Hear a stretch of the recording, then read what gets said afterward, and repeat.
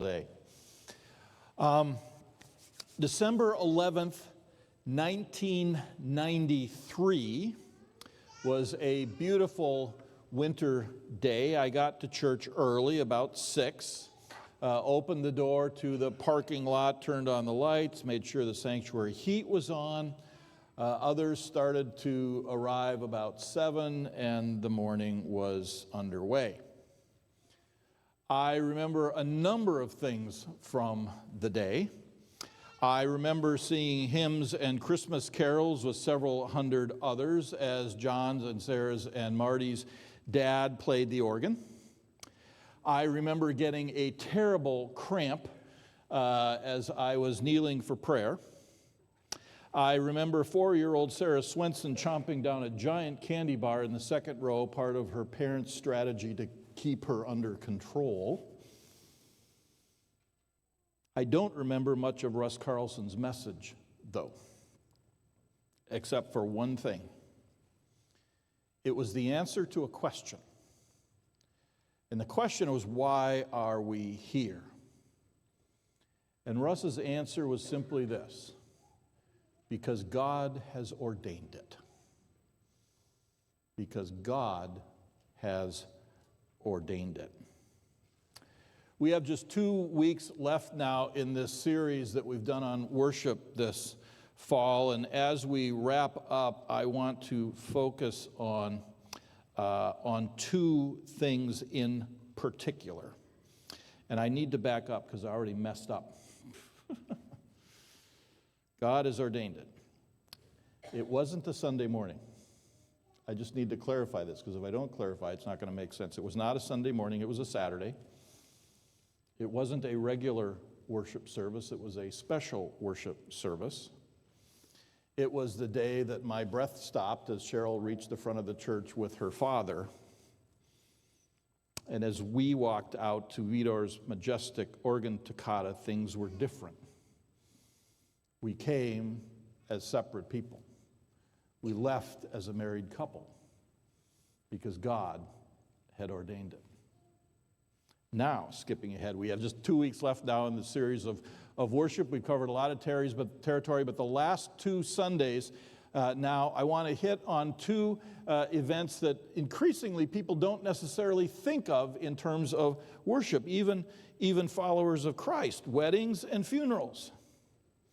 But I hope that between this week and next week, we'll get at least a little glimpse of why worship, especially for followers of Jesus, is really so important to mark both of those things. So I'm going to ask this morning if you will listen along, at least if you want to follow, that's great. I'm going to read just one point of Jesus' teaching related to marriage. It's in Mark chapter 10, the first 12 verses. Mark writes, Jesus then left that place and went into the region of Judea and across the Jordan. Again, crowds of people came to him, and as was his custom, he taught them. Some Pharisees came and tested him by asking, "Is it lawful for a man to divorce his wife?" "What did Moses command you?" Jesus replied. They said, "Moses permitted a man to write a certificate of divorce and send her away." "It was because your hearts were hard that Moses wrote you this law," Jesus replied. "But at the beginning of creation, God made them male and female. For this reason, a man will leave his father and mother and be united to his wife, and the 2 will become one flesh. So they are no longer 2, but 1. Therefore, what God has joined together, let humans not separate." When they were in the house again, the disciples asked Jesus about this, and he answered, "Anyone who divorces his wife and marries another woman commits adultery against her. And if she divorces her husband and marries another man, she commits adultery." Now, before I dig in, I have to offer a disclaimer. We need to remember this is just one passage in response to one question in one specific situation. It is an important passage and has some very important things to tell us, but it is not the whole word about divorce or about marriage or divorce. So we need to remember that as we go along. These are big issues, and the Scripture has more than just this to teach us about them. But as we turn here specifically to Mark chapter 10 and the question that has been put to Jesus about divorce specifically, Jesus was in a messy situation. He was in a messy situation. Ever felt like you were in a no-win situation? You know, one of those times where it's like no matter what you did, it was going to go badly. Anyone have one of those? A couple of us? Most of you just live these wonderfully idyllic lives. Sooner or later, if you haven't, you will find yourself in a no-win situation. Well, Jesus was in a sense in a big one here after the Pharisees put that question to him. In fact, Mark tells us they were trying to trip him up. Is it lawful for a man to divorce his wife? Now, one reason that this was so tricky for Jesus is that, as you may be aware, there were two basic schools of thought among Jewish teachers and Jewish leaders about the question of divorce. One school was that a man could divorce his wife only if she committed adultery. The other school was kind of the other end of the spectrum, and it said he could get rid of her if she burned his toast. Both looked to Deuteronomy 24, verse 1. The problem with Deuteronomy 24, verse 1, which speaks of divorce, it speaks of it for something unseemly, and the problem is that the word translated unseemly is actually kind of ambiguous. And so you could come to different conclusions from it. So there was a sense in which no matter how Jesus answered this, given the two different views within Judaism, he was going to run afoul of somebody. But there was something more than that. Oftentimes when people talk about this passage, that's the thing they will focus on, but there was something more. There was also the issue of Roman law. First century Palestine was controlled by Rome. It was part of the Roman Empire. And folks living in this part of the world not only oftentimes had to deal with Jewish law, they had to deal with Roman law. And under Roman law, both men and women could seek a divorce. Now, that's something that Jewish law didn't allow. You notice the question was, is it okay for a man to divorce his wife? And so again, depending on how Jesus responded, he might not only be in trouble with some of the Jews among them, but he might be in trouble with any Romans or that might be around, non-Jews. But then there's a third thing. King Herod. King Herod, if you are familiar with a little bit of that early history around Jesus and John the Baptist, King Herod had a second wife named Herodias. Herod was the Roman vassal who basically ruled that part of the world where Jesus finds himself now at this point. And Herod had divorced his first wife to marry his sister-in-law, and she had divorced her first husband to marry Herod. And if you know kind of the way that unfolds, John the Baptist, who was the forerunner to Jesus, he had no time for that. And he actually confronted Herod and Herodias about that. And if you know the history, you know that in doing that, John lost his head, literally. Jesus is in Herod's territory, and he is asked about divorce. A question that would not have only interested the Jewish leaders, but others who were not Jews, and maybe even Herod himself if he got wind of it. No matter how Jesus answered the question that was put to him, he was going to be in trouble with somebody, somehow. And of course, that's what the Pharisees were counting on. They were looking for a way to trip him up. It was a great way to back him into a corner. The question was, which corner would he get backed into, and whose knives would be out once he was in that corner? Now, Jesus didn't actually answer the question, at least not at first. You probably picked that up. Instead, he pointed the Pharisees back to the Old Testament Jewish law, which, of course, the Pharisees took very, very seriously. Verse 3, he says, so what did Moses command? And again, they pointed back to Deuteronomy 24:1, where Moses does seem to permit it. I would say the key word there maybe is seems, but Moses does permit it. So the issue should be solved, right? Not exactly. Verse 5, Jesus starts to turn the tables. They were trying to trap him. Jesus is not going to get trapped. Verse 5, he says to them, it was because your hearts were hard that Moses wrote you this law. So there's a sense in which Jesus raised the bar. Or you could say he raised the stakes, and he did it in a couple of ways. First was simply that response in verse 5.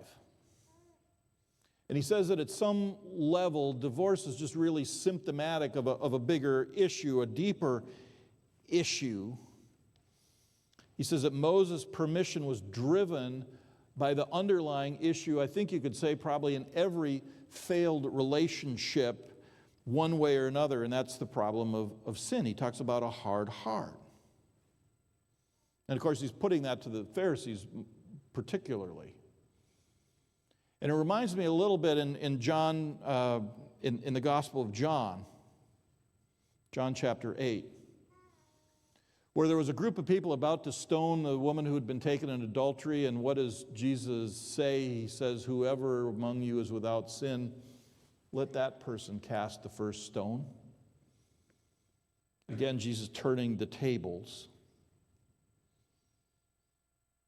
Sin, regardless of what it is entailed, is a great equalizer, especially when we start to feel smugly self-righteous, and the Pharisees were quite often smugly self-righteous.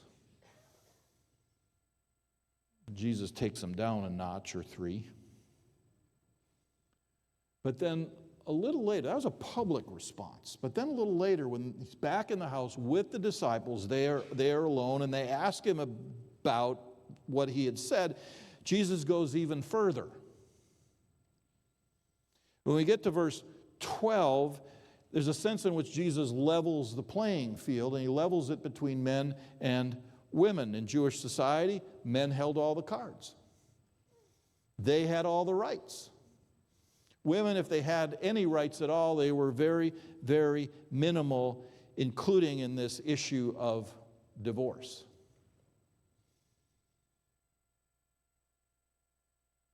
And women whose husbands had rejected them, whatever the reason, in that setting usually wound up being extremely vulnerable.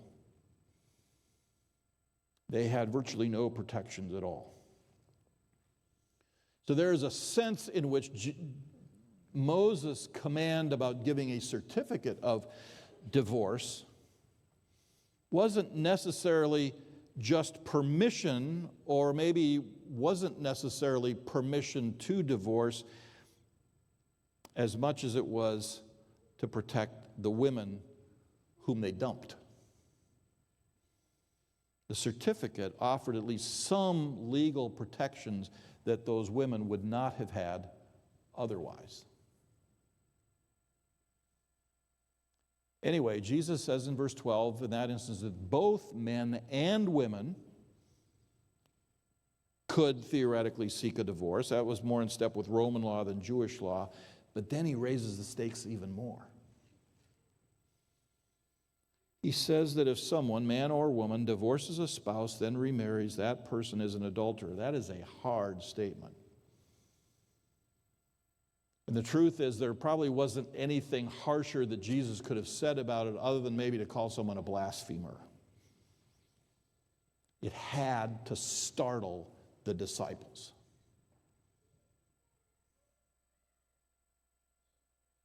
And I can't imagine what the reaction would have been if Jesus had said that publicly. But as he did with so many other things, he raised the bar to a whole new level. But more importantly, he changed the point of reference. The Pharisees questioned Jesus about divorce, but notice that Jesus responded really in terms of marriage. Verse 3, he points to Moses, but in verses 6 and 7, he points to God.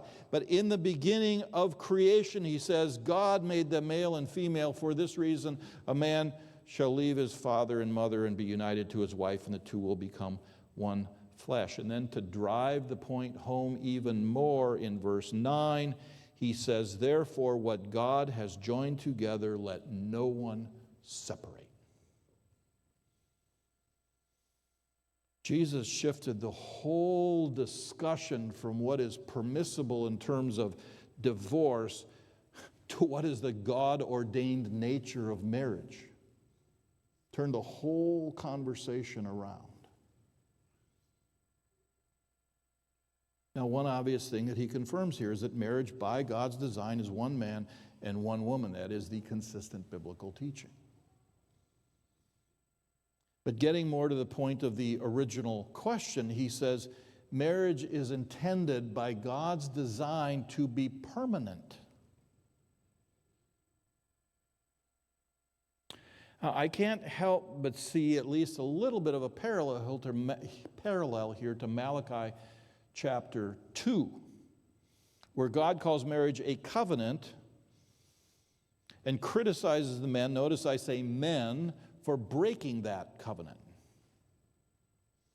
In fact, the freedom with which men seem to be abandoning their wives in the time of Malachi was one of the reasons that God says he wasn't paying attention to the people. I'm not listening to your prayers because you're not keeping faith with your wives. But if we come back to Mark 12, and particularly what Jesus says in verse 9, what God has joined together, let no one separate, there's a sense in which divorce is a human attempt to break a relationship that by its very nature is unbreakable because God is the one who has created the relationship.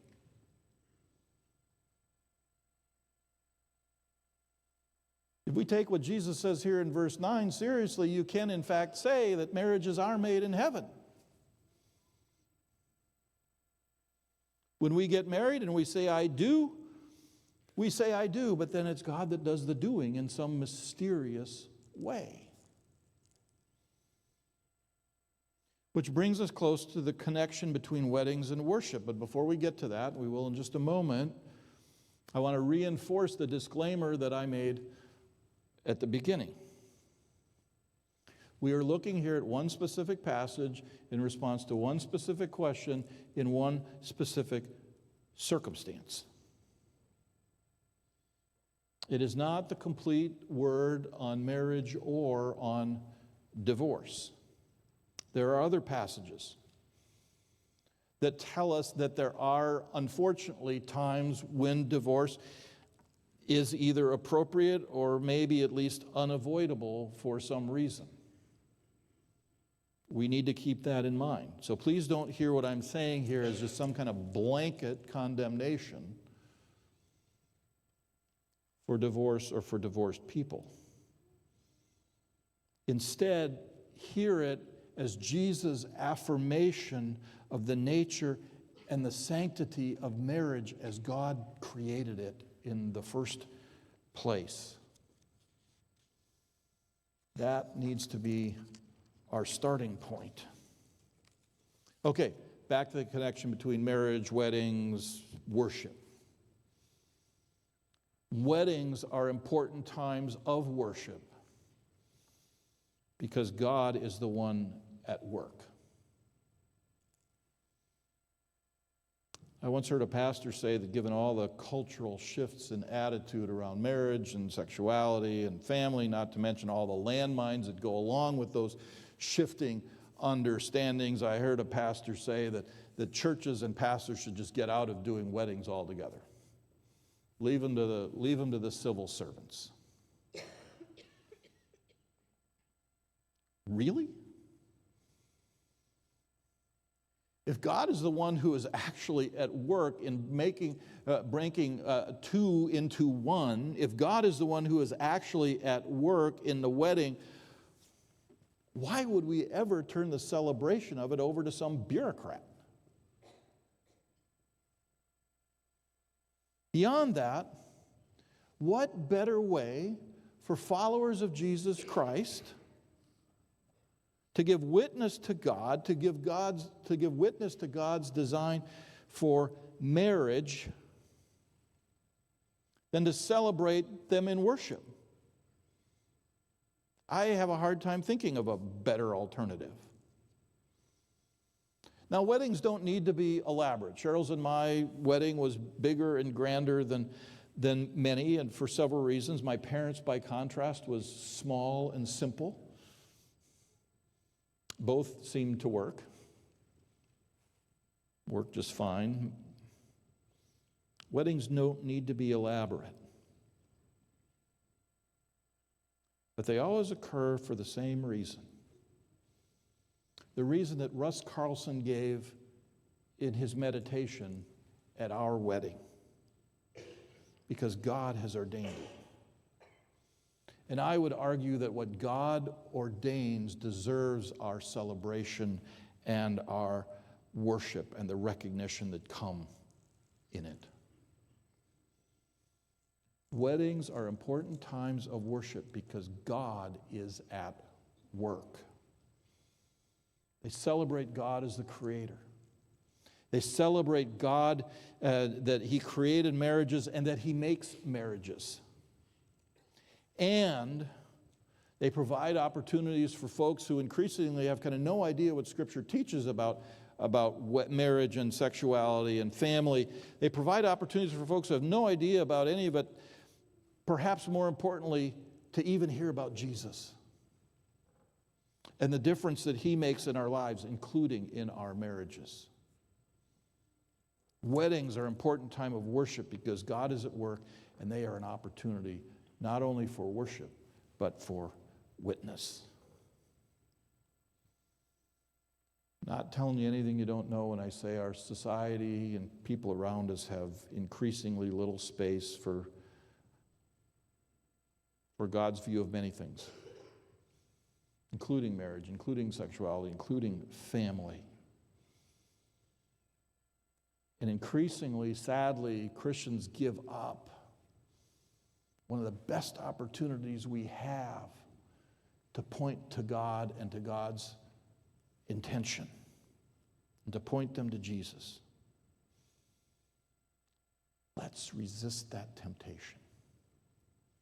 Let's resist that temptation and make and keep weddings times of worship,